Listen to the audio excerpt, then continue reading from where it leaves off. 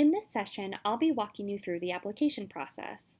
Although your application may look a bit different depending on the type of program you apply for, this will give you an idea of what to expect when you apply to study abroad and what requirements you may need to complete.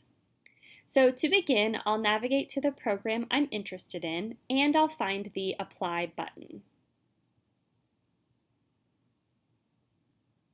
I'll then be prompted to enter in my UTD NetID and password. Once I do so, I'll be asked to indicate the term I'm interested in applying to. Some of our programs may have multiple applications open at once. Others may only have one semester open at a time. In this case, I can only select Spring 2021, so I select that and click Apply. Now I'm taken to my main application checklist, and the first thing I notice is a series of boxes. So let's go through each of those individually. The first one includes the instructions for completing this phase of the application, which brings me to an important point. Most of our applications have at least 2 phases, and you'll need to complete the first phase before you can move on to the second phase. So I see here that I should be doing a few things during this stage. I should be discussing my plans to study abroad with my academic advisor. I should be completing all the items in my checklist. I should be attending a workshop, and I should be getting a couple of recommendation forms. Below, I see a summary of my application. I see the name of the program, the term that I've applied to, the deadline for this first phase of the application, and the dates of the program. On the upper right-hand side, I see an announcements box. This is where you'll see any site-wide announcements that we have, such as any travel notices, any upcoming deadlines, scholarship opportunities, and also any big events that we may be planning. The first part of the actual checklist is titled Application Questionnaires. These are online forms that you will need to complete. So let's open one to see what it looks like. Questionnaires will include instructions at the top, followed by a series of questions that you'll need to complete. Required questions will be marked with an asterisk. Not all questions in all questionnaires will be required, so make sure you're mindful of those. In this particular case, in this questionnaire, all the questions are required, so I'll need to answer each of them before I submit my questionnaire for review. Now I'm going to go through each of these questions and answer them. Some of them are going to be drop-down menus that I need to select the appropriate response from a series of options. Others are going to be text boxes where I need to enter in some sort of text. So I'll be reading through all of them and completing them as I go. Some of them also will allow me to select multiple. So rather than just selecting one, I can select multiple using this menu. This is an example of a question that's asking me to enter in text. So I'm going to go ahead and paste some text in here. This one is asking for an essay, but some will ask for 1 word or 2 words, not necessarily an entire essay. And when I'm finished, I'll scroll to the bottom and see that I have different options here. I can either cancel, which will erase everything that I've done so far, or I can save for later. This button will save my responses so I can return to it at a later date, but it won't submit it, meaning I can still make changes to it. If I click Save for Later, I'm taken back to my main application page, and I see that the item is not shown as received. So if I want to go back in, I can do that and make any edits as I need to.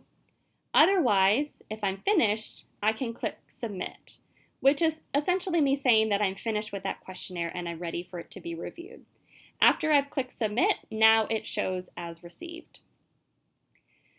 So the medical form is an example of a questionnaire where not all the questions are required. Although we do ask for as much information as you can and are willing to provide, just in case there's a medical emergency abroad, we understand that you may not have all the information that we ask for in this questionnaire.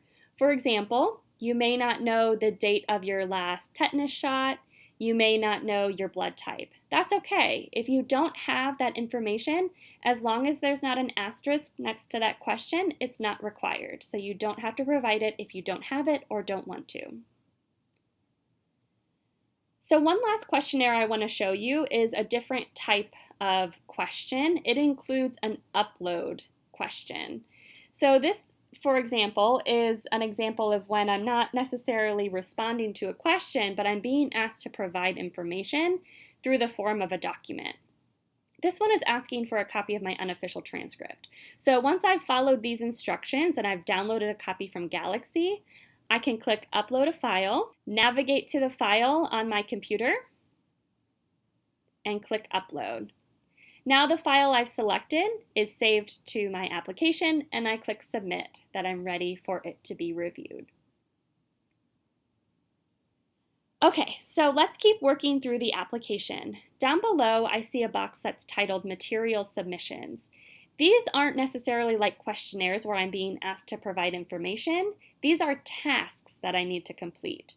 So in this case, this Exchange Mobility Workshop, the only way to get this marked as complete is to attend an actual workshop, is to complete that task. So there's nothing that I can provide here to get that marked as complete. I need to attend the workshop in order to have that marked off.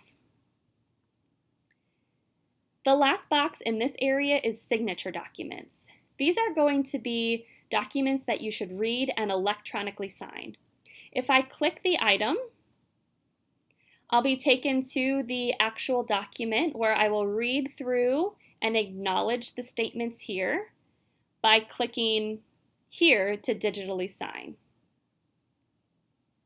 Once I click Accept, it'll show that I've finished that item and it'll be marked as received.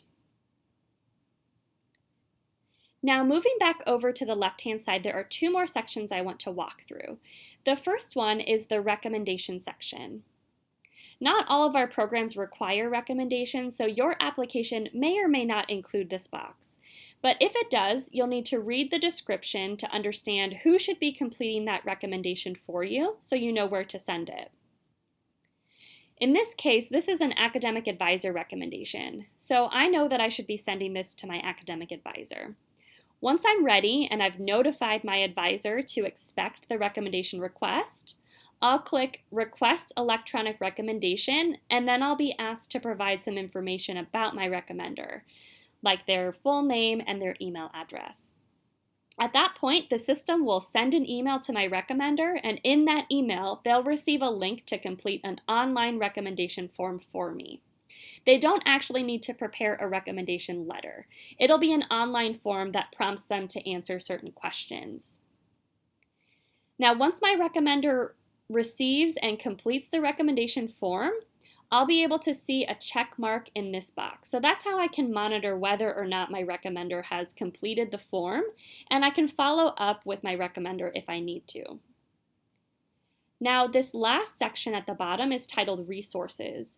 These are reading materials that I can open and look through. These will have important information for me to be aware of at different parts of the application. So I'll read through this learning content, and when I'm finished, I'll click Mark as read. Once I do, it'll be marked off on my application checklist. As I mentioned earlier, it's important to remember that there's more than one phase to the application. Let's say I've completed that first phase and I recently got an email from Education Abroad letting me know that my application was accepted, and I'm now ready to log back in and see my second checklist. So to do so, I would navigate back to the Comets Abroad portal and log back in. Once I do so, I'll be taken to a page like this, my applicant homepage. To get to my application, I would click the link here underneath the applications box. And again, I'm taken to my main application page where I see the items I've already completed and additional items, new items that I now need to complete. I also have a new set of application instructions for this phase of the application. So that's a basic overview of what to expect from the study abroad application process. If you have any questions, feel free to contact us at educationabroad@utdallas.edu.